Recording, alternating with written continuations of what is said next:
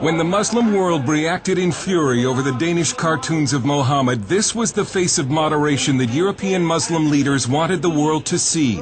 The mainstream Muslims living in this country want to show that we can express our protest in a very legitimate, in a very civil, in a very courteous way. But this is the other face of European Islam.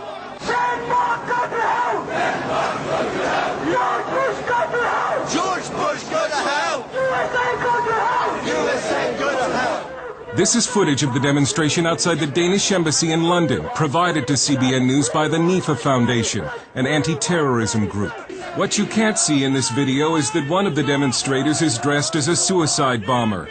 Even moderate British Muslims were outraged that no one was arrested, even though British law forbids incitement to murder. But it follows a pattern of extraordinary and some would say dangerous tolerance of Muslim radicals.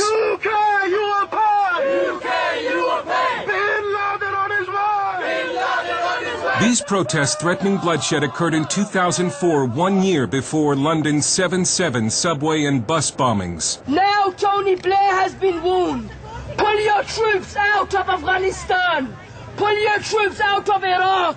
And if you do not pull your troops out, you will get bloodshed on the streets of London. Again, no one was arrested, and moderate Muslims tried to keep the media from publicizing what for them has become a public relations nightmare. Yeah, that's disgusting. I mean, it doesn't serve any purpose. These guys don't represent me. They probably don't represent most Muslims in this country, and they do a disservice not only to, living here in the UK, but they do a major disservice to Muslims. They may not represent the views of most British Muslims, but polls do suggest the Muslim middle is radicalizing.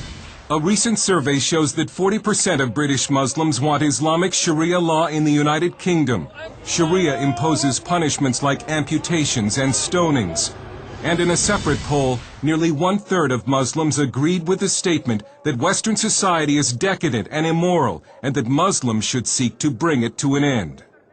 Critics say that European political correctness and multiculturalism, which were supposed to embrace Muslim radicals and somehow westernize them, have seriously backfired.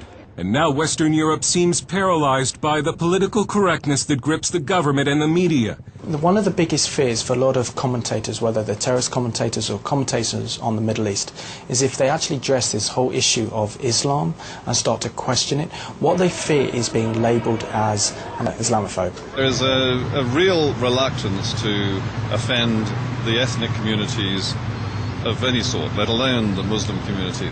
And there seems to be a lack of political will to stop Muslim radicals bent on conquest. May Allah bomb you! May Osama bin Laden bomb you!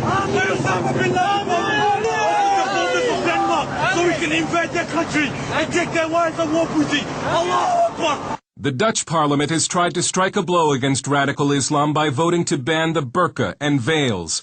But that exposes unveiled women to being raped by Muslim men as punishment. There is reported to be a growing rape epidemic of unveiled women in Europe.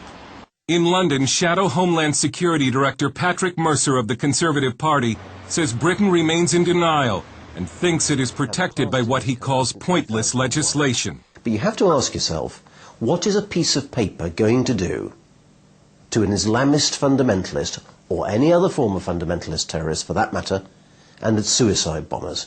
Are you going to be able to hold this up in front of them and say, don't blow yourselves up, otherwise we'll get really cross?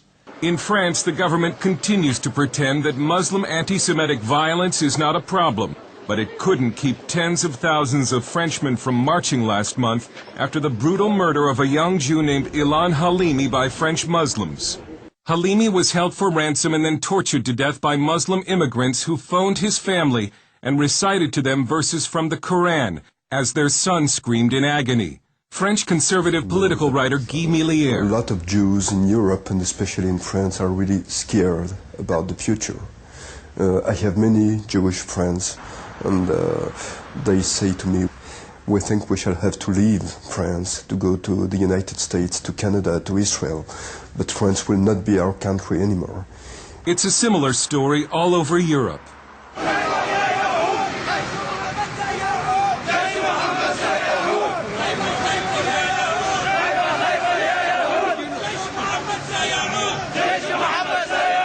And in the wake of the cartoon protest, a worldwide group of intellectuals recently signed a declaration that states, "After having overcome fascism, Nazism, and Stalinism, the world now faces a new global threat, Islamism. It is not a clash of civilizations nor an antagonism of West and East that we are witnessing, but a global struggle that confronts democrats and theocrats. And Europe's problem with radical Muslims is our problem too."